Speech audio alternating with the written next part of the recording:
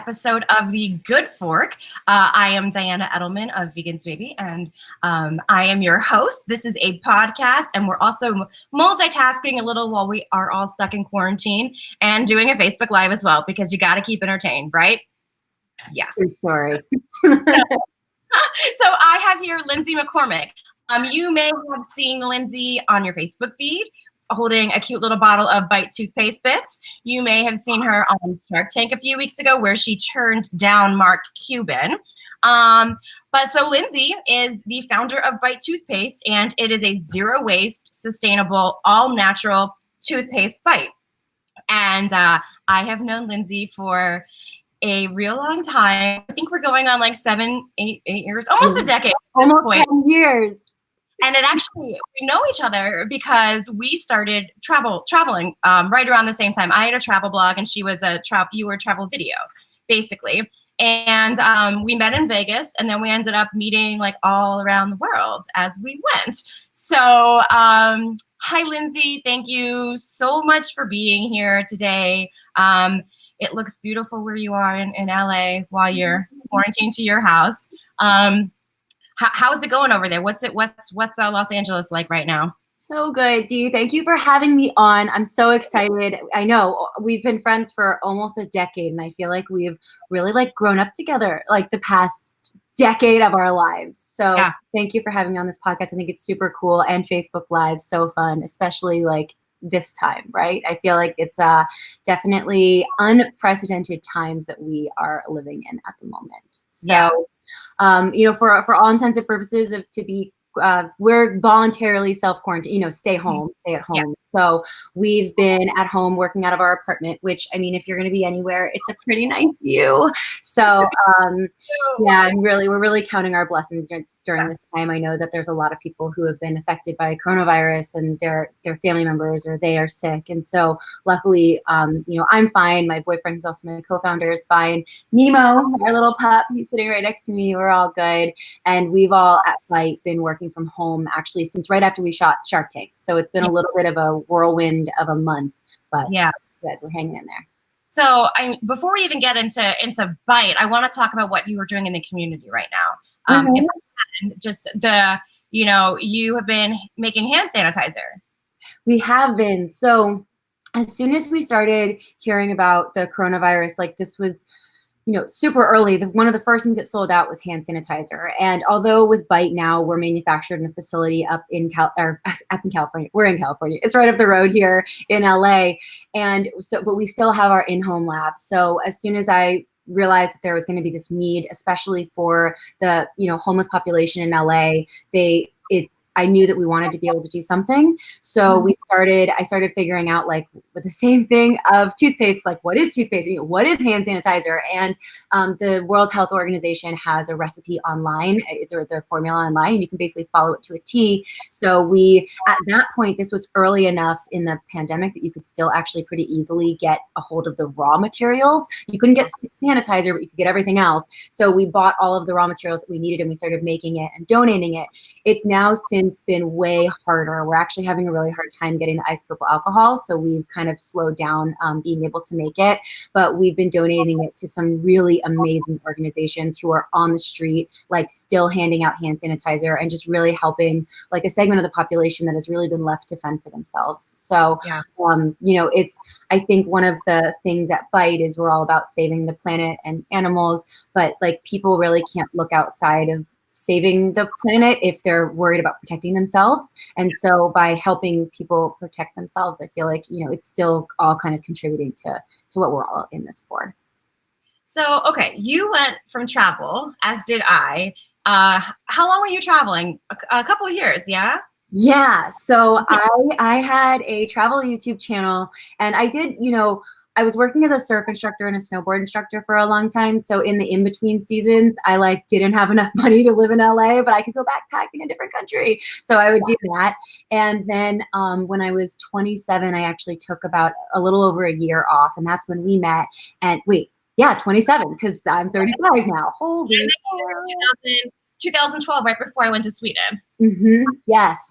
And so, and I just went, I gave away everything that I owned, which honestly wasn't much because I was a snowboard instructor, and then went and traveled all around the world and made a big YouTube series on it. And that's like our background. I mean, that's how we met, which is really sweet. So, okay, from travel to toothpaste, how do you, I mean, okay, it starts with a T, but that's about as close to anything of travel and toothpaste there is. How in the world did you get into toothpaste?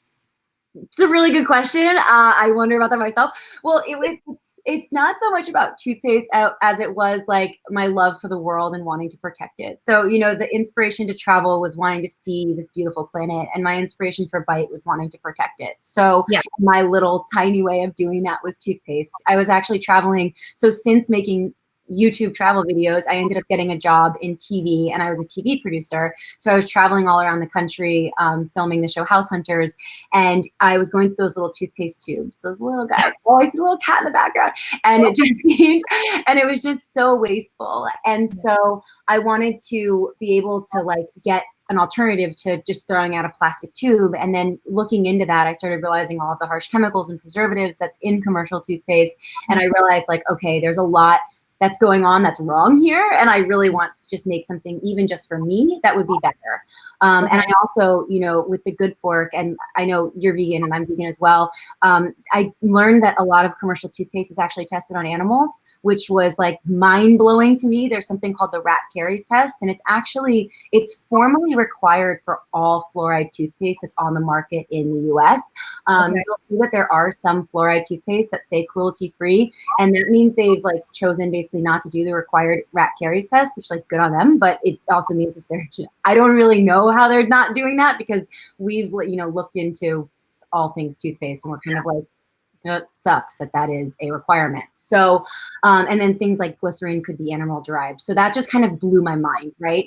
And then I just I came up with the idea for BITE. It was a super long iterative process. First was it powder, and then I wanted to like bake these little balls that I was like trying to make in my toaster oven, you know, anything. And then finally I was like, okay, I'm gonna have to buy a tableting machine, and I'm gonna have to start trying to make this with like a dry powder. And so I made it in my living room, and then we ended up like, it was kind of before the whole Planet Plastic problem was really like headline news. And so it was still super weird and fringe. And, you know, and the idea of like veganism hadn't really caught on, or, you know, and that whole thing. So it was still, but then within like a year, we had actually gone viral on Facebook, like in Facebook videos. Dee, you were there, but right before that. And and then it would just kind of really just rocket launch the company. So it's now it's me and my boyfriend, who's my co-founder, and then we have 3 other people working with us. And yeah, that's the story of BITE, and kind of how it all like worked out in a weird way. So although toothpaste was not my background, you can learn a lot from the internet. Like you can learn everything you need. Now, like you're an expert in toothpaste. Yeah, but it's all because I've learned from people who are actually experts. It's like I've talked to every dentist. It's hilarious. Like my contacts now, like so many of them, dentists, dental hygienists, you know, like all of these people that I can just bounce ideas off of and ask their opinion on things. And then also just like reading online studies, like looking at all of the literature. It's all there. So yeah, I know an embarrassing amount about toothpaste. The other part of this though isn't just that you've made these bits. It's everything is zero waste. Right. So. Sorry, I got my green tea. So taking sips of green tea over here if you're listening to the podcast. Yeah, so something that was so important was the fact that we weren't contributing to landfill waste. So everything about us, like when you're on the subscription program, it comes in a glass bottle with an aluminum lid. It's all fully recyclable, but even better, it's meant to be kept and refilled, and we just send you compostable refill pouches. And the pouches that we have are home compostable, which means if you have a compost pile or a compost bin, you can put it in there, and it's not, you don't have to find the industrial facilities that, you know, sometimes those cups, they get a bad rep. So being able to come up with something that was truly like zero waste and more beneficial for the environment was something that was high on my list. So how did you get from that to a viral video to hanging out in Shark Tank? Like how did that happen, Lindsay? It was a long journey. So when we first went viral in August 2018. There's actually, so when it comes to Shark Tank, there's like 2 ways to get on the show. Well, I'm sure actually there's many ways to get on the show. I don't really know, but I do know they have you can go in through their casting thing, or sometimes they have casting people who reach out, and they're very, very upfront saying, just because we reached out to you does not mean that you have a better or worse chance of getting on the show. It's just that they have people who do that. So they reached out to us the first time, and I was just too frazzled. Like, it was literally the exact same time that happened. So I was like, okay, well, we'll apply next for the next season and see how it goes. And then, the whole casting thing is super, it's a process, like a really long process. There's a lot that you have to do. As you can expect. And then once you find out, like, you have to practice, because you're up there and that's your one shot. And like, they're very clear where it's like, there's no redos. Like, there's no like, hey, cut, I need to get that line better. Oh, you're going. And so it was definitely nerve-wracking, but really, really fun. So did you have a business plan? Like, when you started all this, you're like, cool, I'm going to put together a business plan? Or were you just kind of like, because I know for me, like, I'm always like, let's just try it and see if it works. And there is never a business plan. I just kind of run with it. And is that you? Yeah. So we, same thing. So I made this for me because I needed it for my job. So I wanted to be able to travel and have toothpaste that fit, I could take for carry-on, that wasn't contributing to landfill waste. And then then when I learned about all of the chemicals and animal testing, I was like, well, I'm going to use it at home too. So it really just worked for me, and I was going to make it no matter what. And then as we've grown, we have to start doing things like making a business plan.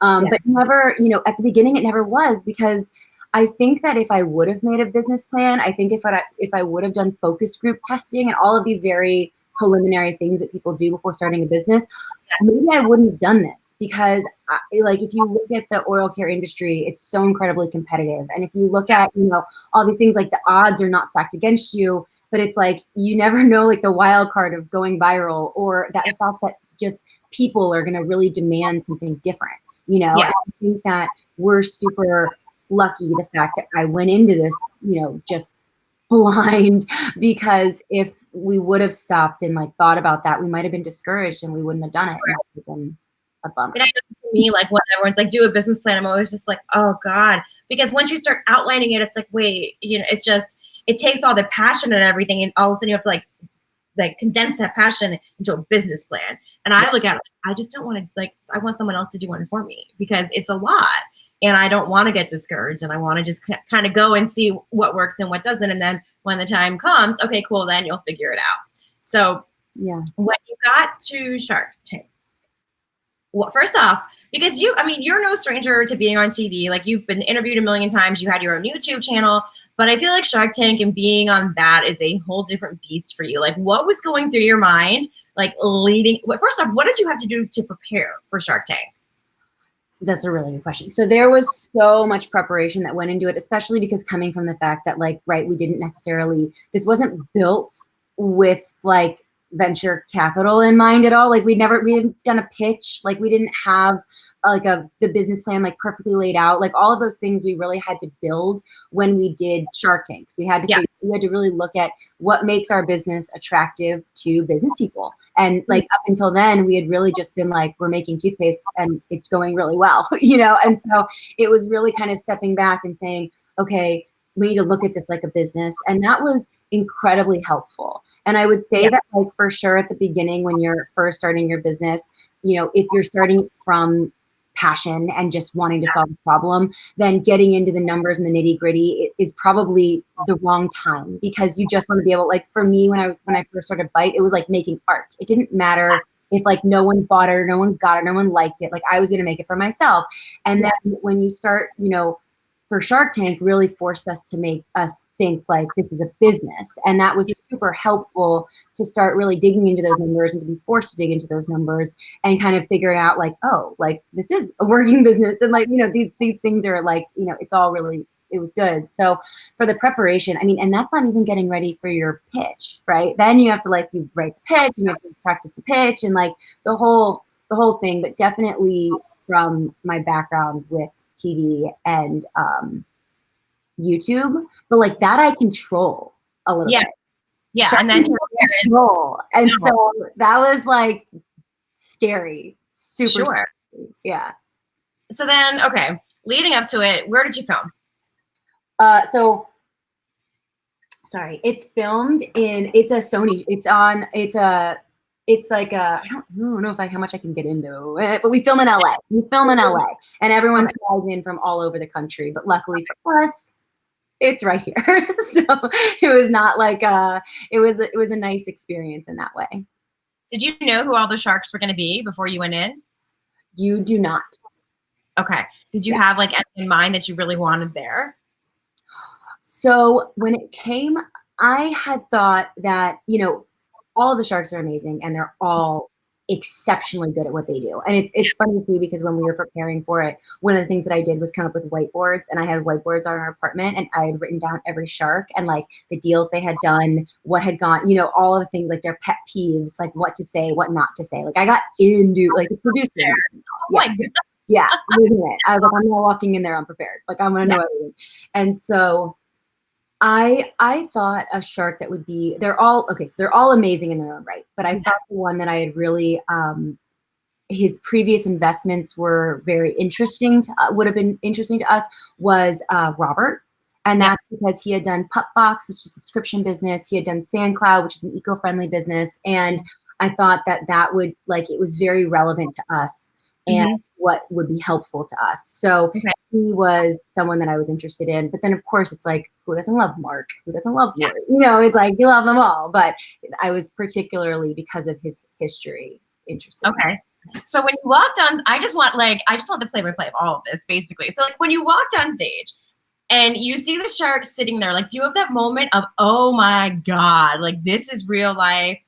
Holy crap, I'm here, like on this stage. Like what went through your head? Like, so it was really funny, like right before, this is like so weird. Like we're friends, so I'm gonna get super weird. But like it was right before you walk on, like they come and they like do your final hair and makeup check, and they like do this, and there's like people all around you like touching and like, moving things.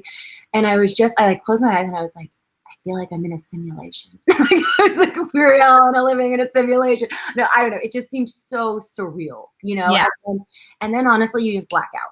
Like, I don't remember really what it felt being on. Like, I think like flight or fight. Yeah. And you're just like you there, you know? And like you do. And like, that's why we had practiced our pitch to the point where it was muscle memory. We had, like, Asher and I knew who was answering what question and what the answer would be. Like we knew, like we had our junkets of being like, anything that falls into here is me, anything that falls into here is you. And like, we knew everything. And so like that was, I think, so helpful.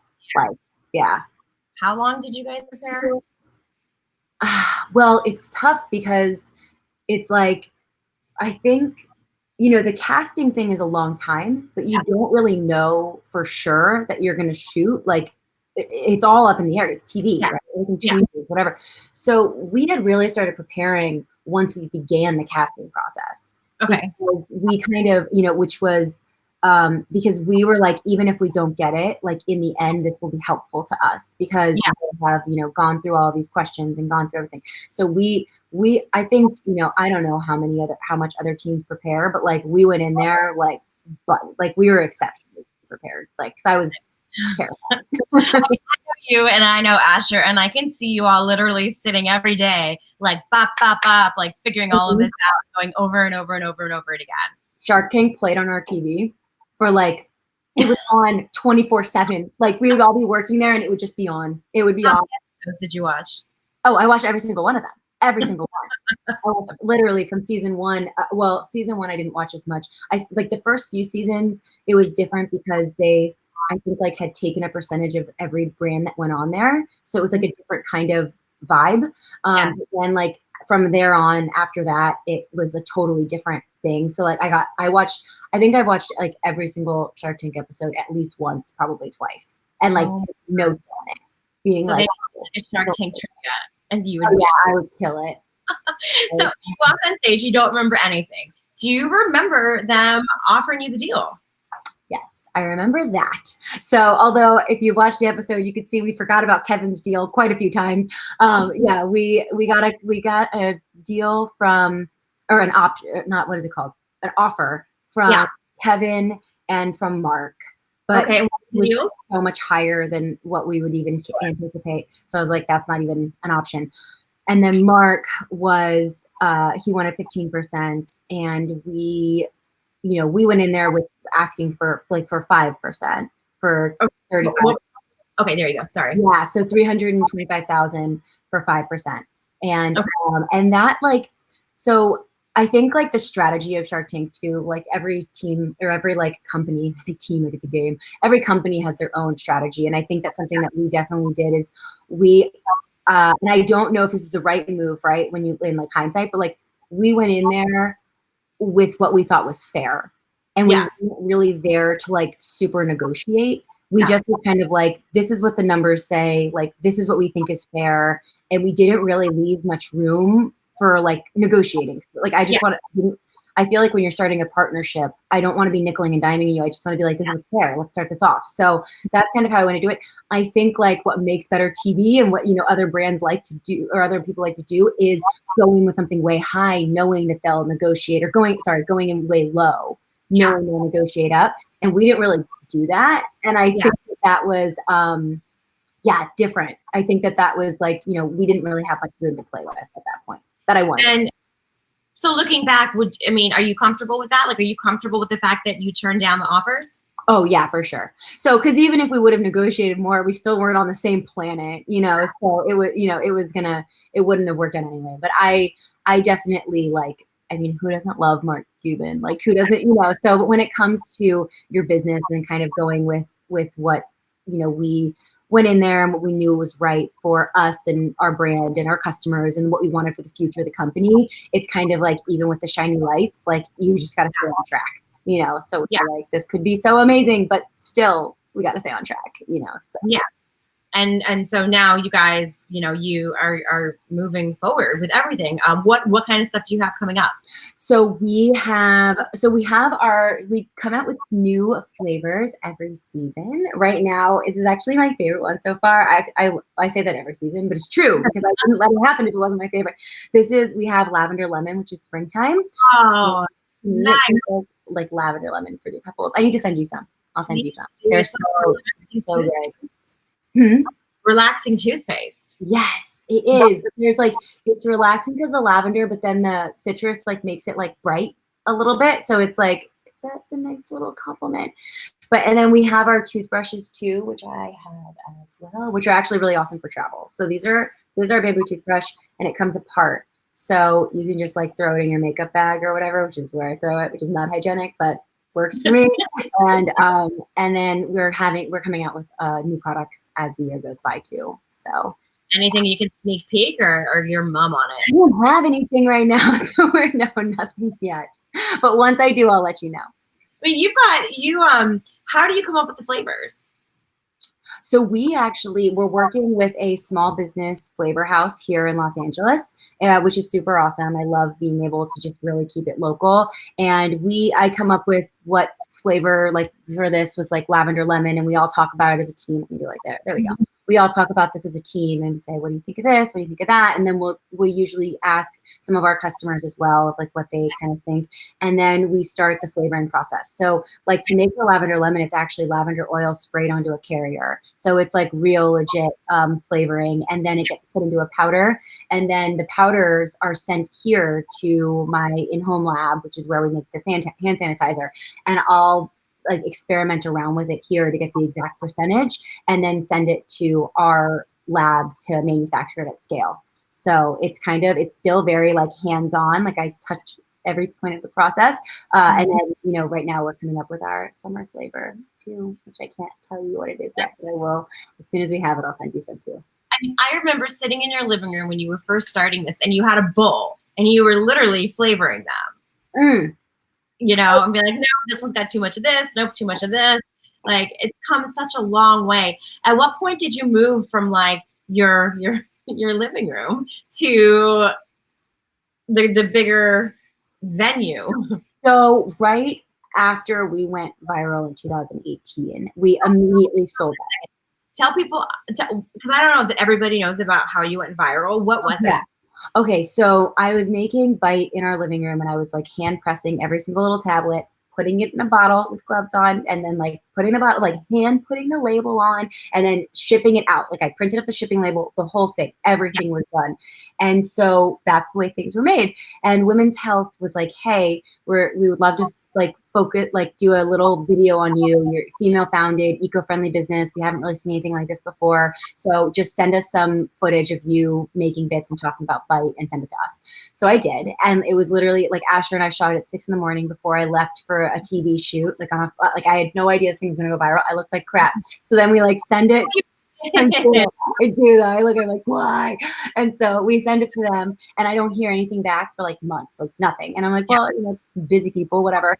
And then one day, my phone just starts going crazy. Like whenever you get like a sale on Shopify, it like makes this little noise, and it just started like dinging, dinging, dinging, dinging, ding, like crazy.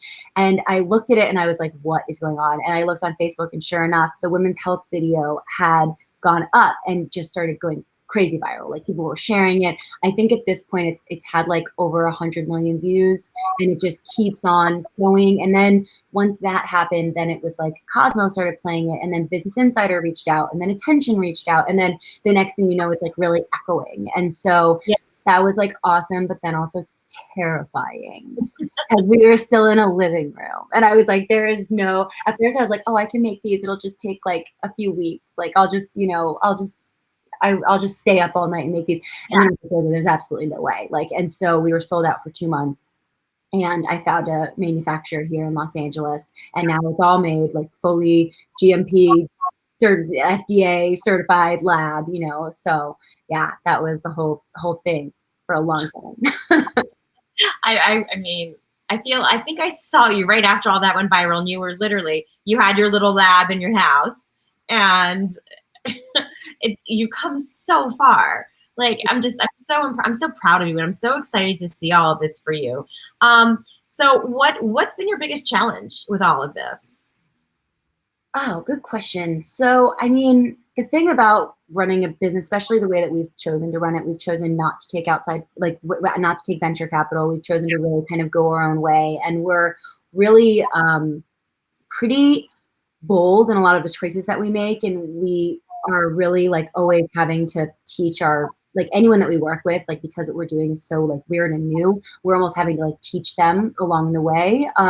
So I would say kind of like teaching every aspect of this, like of our supply chain, like, you know, how do you make toothpaste tablets, you know, because we're working with these companies that have never made toothpaste tablets before, which makes sense because they weren't really a thing. And so being able to do that, and then constantly just like the technology in the sustainable space moves so fast, and there's so much greenwashing. And so being able to really pull out like the BS from the actual awesome new technology is like a full, like it's very hard. And we spend a lot of time doing that. And so I think, you know, really staying at the very forefront of that is a challenge. And then also because of that, training, all of the training that goes along the way to every part of our supply chain. So what are like the questions you most get asked? Because for me, I know, and I mean, I know your product is fantastic, but also like, I mean, have dentists approved it? Like, does it do the same thing as like tube toothpaste? Do we call it gel? Paste. Like, is it the same thing? So like, if I switch from like AIM or I don't even know if AIM's around anymore, but from the Colgate to BITE, am I getting the same benefits? Right. So we have a lot of dentists who have, you know, in our reviews online, in our reviews on our site, as well as on like YouTube and on Instagram, who have on their own spoken so highly of BITE. We have never done an outreach where we're paying dentists to endorse our brand. And I don't really plan on doing that anytime soon. I don't think it's something that, you know, at first we didn't do it just because we didn't have time to really start the negotiations. And now we just have so many that have supported us on their own that we haven't really felt the need to do that. But we are, so basically it kind of all depends on what you're using when it comes to they're like what it is. So if you're going right from Schmidt's or from, you know, a more natural toothpaste, like David's or something, then apples to apples, we're the same, except we don't have water or like preservatives in it or any of the things that go along with that.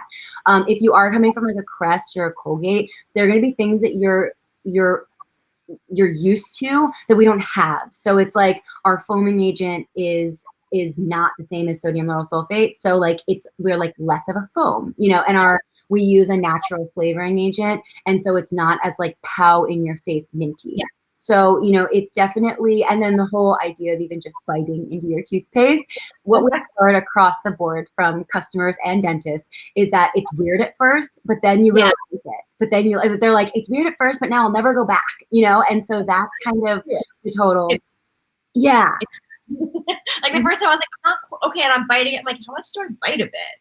Yeah. How much do I bite of it, Lindsay? So, okay, so I actually made a whole video about this so we could show people, because we were like, wait, we need to, you really are changing one of the most ingrained parts of your routine that you've been doing every day, twice a day since you're 3 years old. So like, it really is different. So what you want the secret is to bite down on it a bunch of times, like bite in the back of your mouth a bunch of times, and then brush at that. Like it will form like a paste basically, and then brush at that. And that's when you're going to actually activate the foaming agent. That's when you'll get like the mintiness all over your mouth.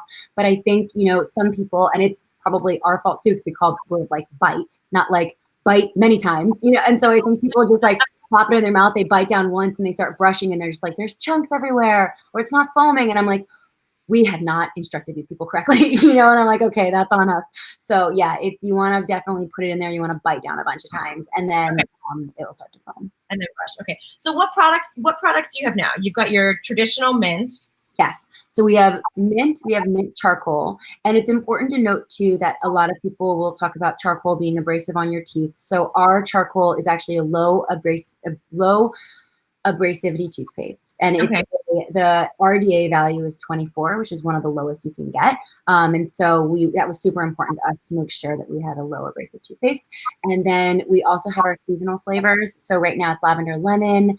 Then we're gonna have a spring one or a summer one coming out. We have our toothbrush, which is this, and then it's our bamboo toothbrush. So, and it comes apart. Oh yeah, I forgot this is the podcast. So our bamboo toothbrush comes apart, and it's so it's easy to travel, and we'll also have heads that you can replace that.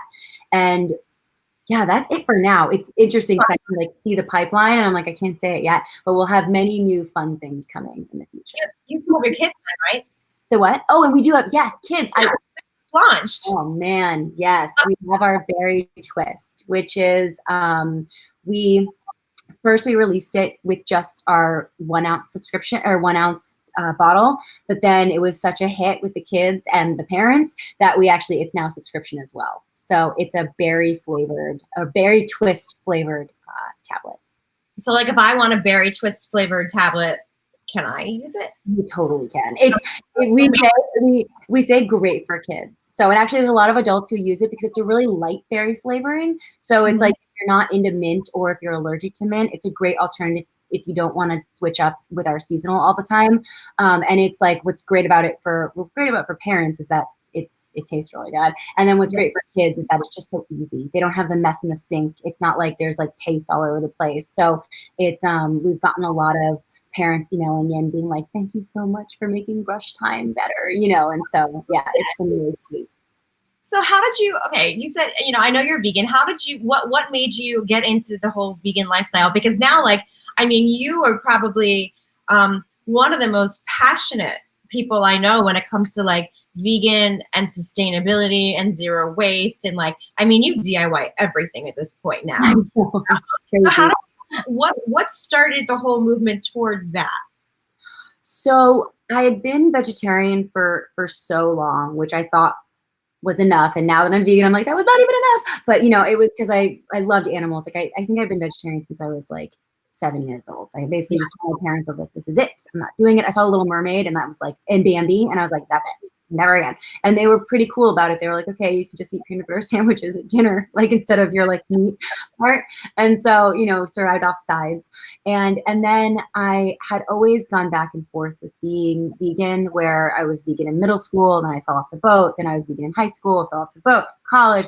So it was always, and then finally I've like, now it's like just, it's just so easy now too. Yeah. Not that that's why people should do it, but it's just, I've always known it's better for the environment. It, you know, leaps and bounds when it comes down to land usage, water usage, CO2 emissions, but then also just like the cruelty aspect. If you don't have to participate that, if you don't need that, then why would we do that? So that's something then, you know, I'm not, don't wear leather, I don't wear silk and those things, which I'm finding is incredibly hard to dress like an adult and not wear wool or silk. It's like, oh my God, cashmere and silk is in everything. So it's been like, it's been interesting. So, but I just think, you know, when it comes down to being gentle, like to our bodies and to our cohabitants on this planet, as well as the earth, it was just the way that it was a no-brainer for me. So, and it's funny too, like I'm vegan first and then like low waste, zero waste second, because I really do think that animal agriculture has a higher carbon footprint than anything else. I mean, it does. And so it's like, if I am at the store and I have to choose between like a cheese sandwich wrapped in plastic or paper, or like a vegan sandwich wrapped in plastic, like I still think that the vegan choice is the better choice because of all of the things that go into it. So, and that's me, that's personally for me. So and that's, I feel like everyone has to kind of figure out where their values lie, and then really just kind of live by those every day. But it's so easy to be vegan now. I was literally just eating, I had a vegan Dia cheese pizza last night, which normally, like, this is like straight quarantine life, right? It's like normally I would not be having that because I do make my own stuff, but I had like a vegan diet thing. And then I had by Ben & Jerry's. Which one? The peanut butter and Oreo ice cream, or whatever. I literally, Lindsay, I'm obsessed with it, and so good. Like I order like 5 of them when I have to get groceries now, and only one ever comes because there's only one ever left. But it's the best. Like it's not a so movie, that one. It's so good. Like there's nothing that we're missing. Anything that you want, you can get. It's so easy. And so I think that's something that, not that you should have to do it, but then it's like, it's just so easy now. Yeah. So. What about the whole sustainability thing? Like when you decided to go low waste, zero waste, what did you get rid of in your house? Like what was the process? Hi, Fido says hi.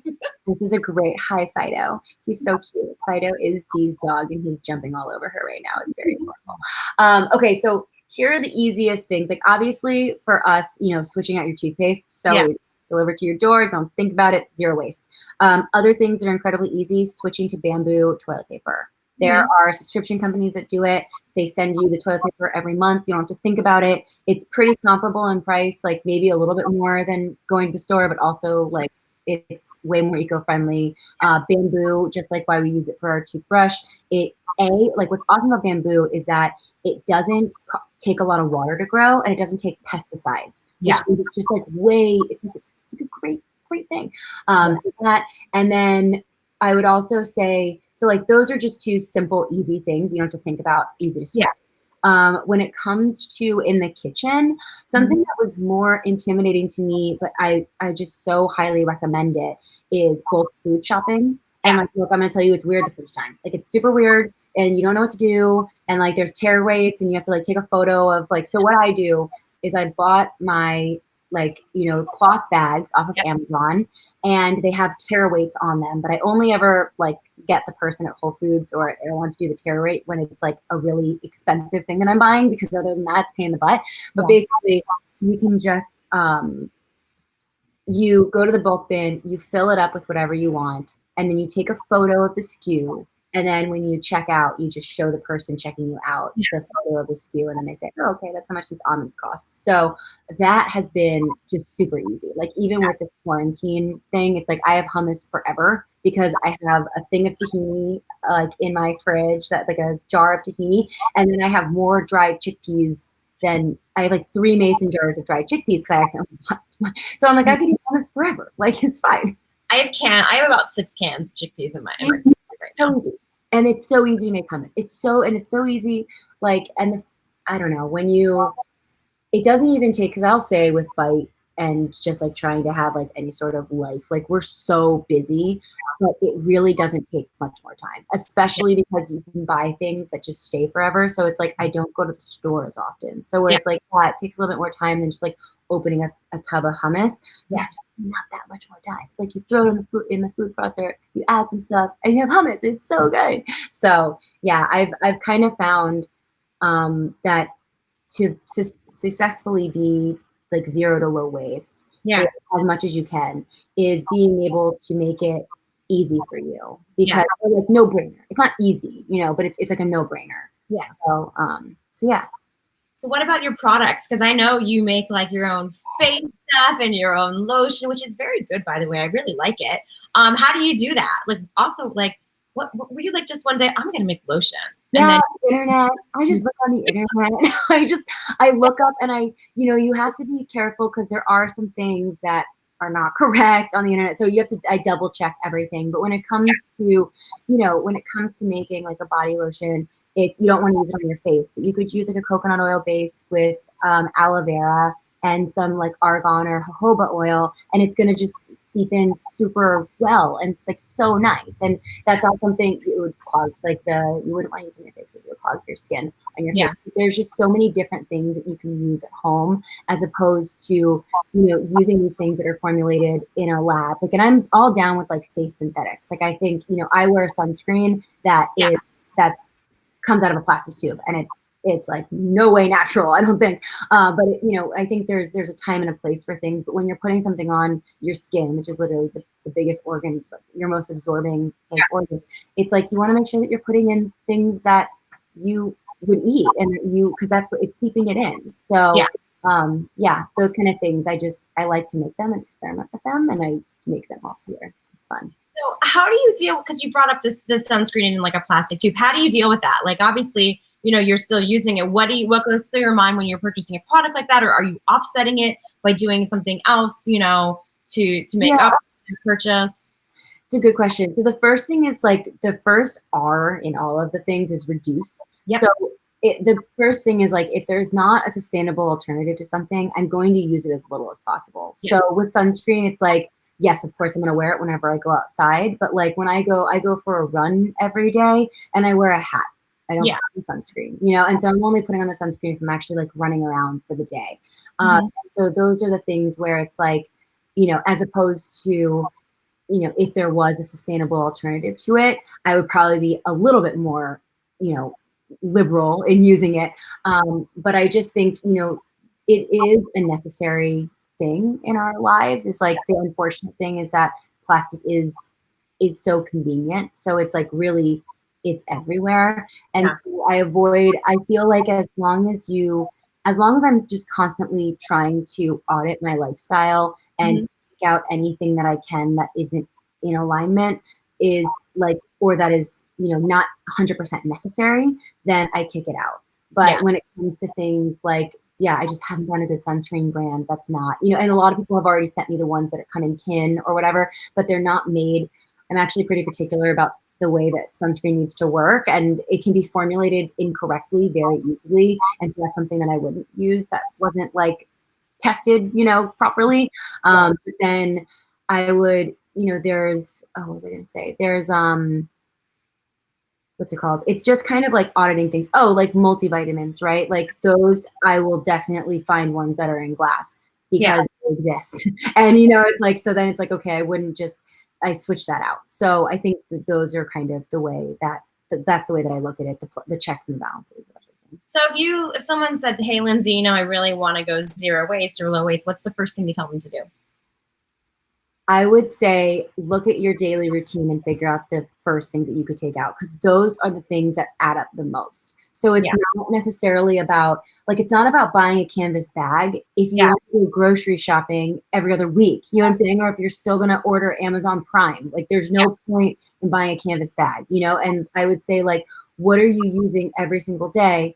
Because that's where your highest impact is. So if you're the kind of person that buys a water bottle, buys like those cases of Costco plastic water bottles, then for sure cut that out. Because like it's like so easily just get like a water bottle thing. But if you don't get water bottles ever, then like buying a Swell water bottle doesn't make any sense. You know what I'm saying? If that's not something that you ever use. So Literally. exactly. Like I get it everywhere. Yeah. It's everywhere. It's not heavy, but I love it. Yeah. So good. So and that's the thing. So it's like if that's something, it's like for each person, your highest impact could be different things. So if you're someone who is like really into makeup and you buy a ton of makeup, then I would say looking into sustainable makeup brands would probably be your first step, because there's a big footprint there. And then also like reducing the amount that you use in general. So like sustainable makeup, who comes to mind? Man, that is really hard. There's like not many. I would say there's the brand Elevate. Okay. Yeah, they're cool. But that's something, I'm not actually really into makeup, so I don't know. Because I like have the same makeup. I feel like I think I buy like one thing of foundation like every year and a half. It's pretty good. So I don't use it very, because I work from home, so I don't really put makeup on very often. Wearing sweats. Yeah, exactly. So, and that's, I think the easy things, the basic things are like swap out your toothpaste, swap out your, that's like we have, swap your foaming hand soap to either something that's refillable or bar soap. Like bar soap's great, and so those are the kind of things where it's like kind of just what are you using every day and switching that up. Okay, so let's talk travel real quick before we wrap up. Yes. You've been like basically all over the world at this point. You trekked in Nepal. You were like in the riots in Turkey when was that? That was when I was in Thailand. 2013. Yeah. What's been like your most, oh my God, experience in all of your travels? And it can be more than one, it's fine. I would say, I think one of the most amazing, like when I look back and I'm like, oh man, it was so awesome. Doing the Everest Base Camp trek was really amazing. We didn't like climbing Everest and doing the trek are two totally different things. But the trek is anywhere. We did 3 weeks, we did the long way, and we didn't take a guide or a porter. So it was me and a girl who I went to high school with, who just happened to be doing a grad program in Nepal. And we just had like a guidebook and like. 2 of you that did the trek by yourself? Yeah. I did not know that. I don't know if I would have approved of that. Awesome. It was awesome. Yeah. It was really good. Huh? Then you got stuck, didn't you? And you had to walk out of. Oh my God, I forgot about that. Yeah, it got fogged in. It was like stopped. So at the end of this trek, it was such a long trek, and like you don't shower, you don't wash your hair. Really, it's like cold. I mean, you're above, and once you get above the tree line, like the only way to get like there's not much food, like whatever. It's an awesome experience. But then we ended up getting socked in, where basically fog had rolled in and didn't leave the Everest region. I think it was our 5th day that I was there. Like the ATM had run out of money. Like the guest house we were at started running out of food. And I was like, okay, finally I'm gonna like walk out like with someone, because you don't know like is the fog gonna go away, and then flights will start again. So the flights go by sight, so it's really dangerous, and so they don't do it when there's fog. So you're like, okay, are we just gonna walk out of this? And so we walked, and so it was an additional, I believe like 4.5 days. It was like, an additional 3-day walk, and then like an 18-hour Jeep ride on like the side of a mountain. It was crazy. How did you get the Jeep ride? Did you just flag it down?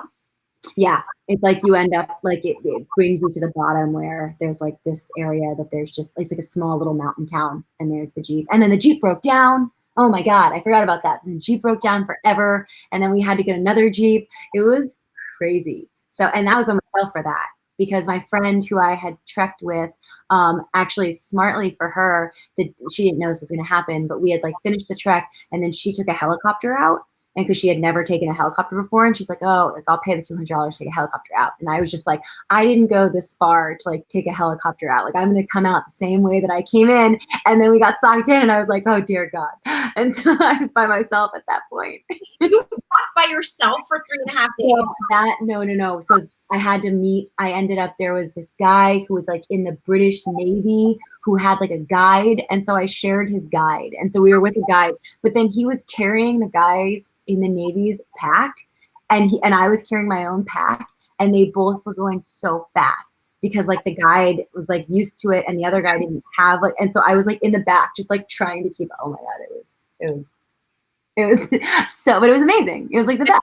I just looking at your pictures of that and being like, what did you do, Lindsay? Because you're like the most adventurous person I've ever met in the history of my life. Like if it's adventure, like it's you.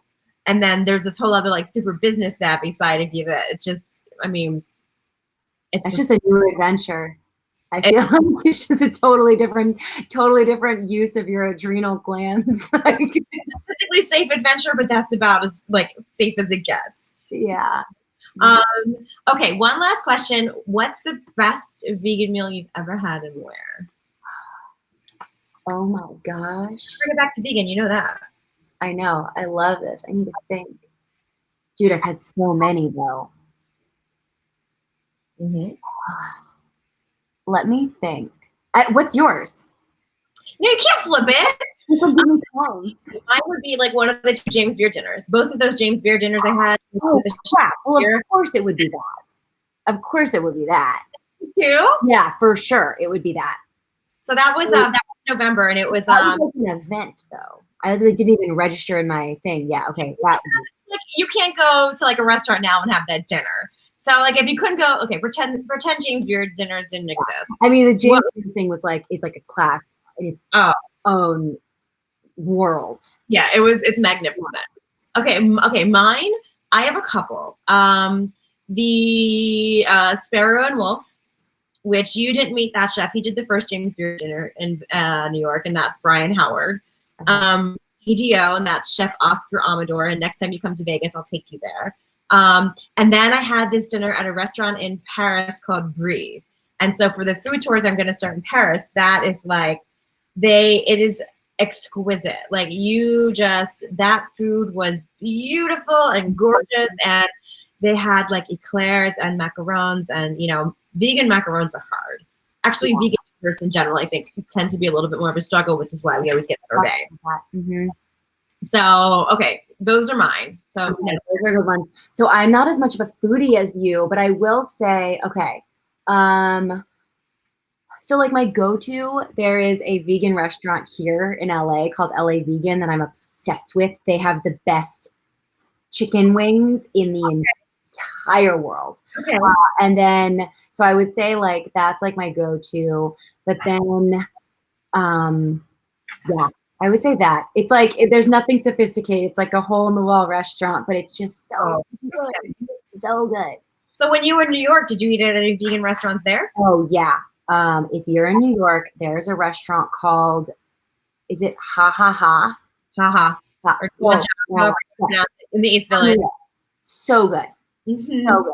We could not get a reservation there. I mean, just because we kept on forgetting until last minute. But then finally we just went and sat at the bar and ate there. Like, you gotta go. I mean, you've went, but it's like, I would actually, every time I go, because look, when I go to New York, I literally, when you're vegan and you're a foodie and there's like 5 million places to go, you don't know where to go first. And you literally, like, every time I go somewhere, I plan my whole day around eating. So it's like breakfast, I'm going here, and then I walk to burn it off and go get like second breakfast, and then walk, and then lunch and snack. So no, the last time I was in New York, and I was right near it too. I checked out a restaurants. You gotta go back, fly back, worth it. And that's like, what is it? I'm also obsessed with is like ramen, vegan ramen. Oh, yeah. Man, good vegan ramen. So good. Yeah, that ramen is good. Yeah. Here that we went to Grand Central Market. That was really good. That was good. Okay, how can everybody find you? How can people order toothpaste from you? How do we do all this? So we are BITE Toothpaste Bits or BITEtoothpaste.com. Either one, we're there. And on Instagram, we're BITE Toothpaste Bits. On Twitter, we're BITE Toothpaste. So basically, BITE Toothpaste, BITE Toothpaste Bits, you'll find us. And then my handle is Hey Lindsay Mc on Instagram. Okay. And then we're also on TikTok too. And let's be real, I've been spending so much time on TikTok. I can't do it. I'm not ready. It's hilarious. It is. I see the post, but I'm just like, first, I'm not that funny. Second, I literally like my phone is, there's just so much social media I have that it's just, I don't want to add another. It's fair, but it's so good. It's so funny. It makes me laugh so hard. And I'll look at it. Yeah. I'll show you some good accounts. So this is the Good For It podcast. It will be going live shortly. And for more information about Lindsay, you can go to her website, or you can head over to Vegans Baby, where we will have the show notes, vegansbaby.com. And I am Vegans Baby across all the different platforms. And thank you guys so much for being a part of this. Lindsay, I love you. Thank you. I am so excited for you and what the future holds. Even if we're stuck in quarantine right now, at least we're all being productive. Fido loves you. Oh, I love you too, Fido. Thank you guys so much. Have a great day. Thanks, Dee. Bye. Thanks, Vegans Baby.